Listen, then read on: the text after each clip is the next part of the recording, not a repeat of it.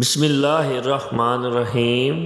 السلام علیکم دوستو، آج کی جو یہ ویڈیو ہے حضرت آدم علیہ السلام کے حوالے سے ہے، تو دیکھتے ہیں کہ حضرت آدم علیہ السلام نے کیا ارشاد فرمایا۔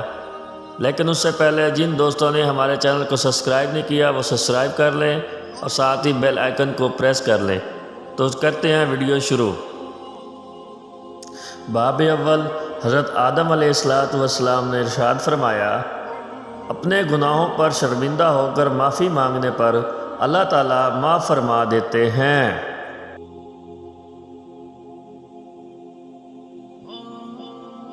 حضرت آدم علیہ السلام نے فرمایا، انسان تدبیر کرتا ہے جب کہ کامیابی اللہ تعالیٰ کے ہاتھ میں ہے۔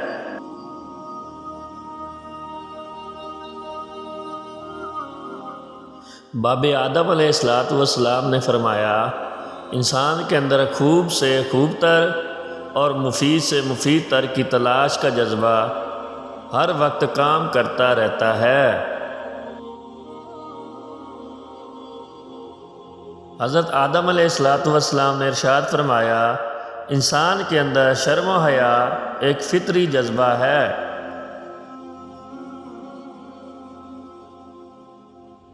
حضرت آدم علیہ السلام نے ارشاد فرمایا، ایک آندھا دوسرے آندھے کی قیادت کرے وہ دونوں غار میں گریں گے۔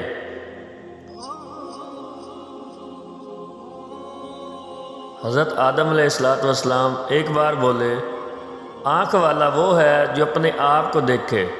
اسی طرح دوسری مرتبہ پھر بولے، بیٹا کسی کو اللہ کا شریک مت ٹھہرانا۔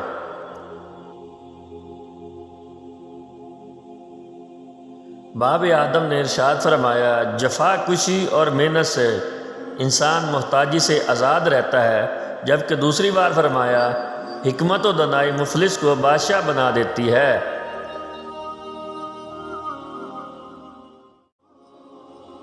باب آدم کا ارشاد باری تعالیٰ ہے، خاموشی کو اپنا شعار بناؤ کہ شیر زبان سے محفوظ رہو گے۔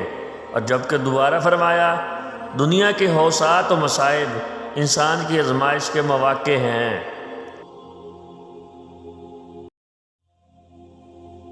باب آدم نے شیطان کے بارے میں فرمایا، شیطان سب سے پہلے انسانی شرم و حیا پر ضرب لگاتا ہے تاکہ وہ بے حیا ہو کر آسانی سے گناہ کر سکے، جبکہ دوسری بار یہ فرمایا، عقل سے بہتر ہمارا کوئی رفیق نہیں۔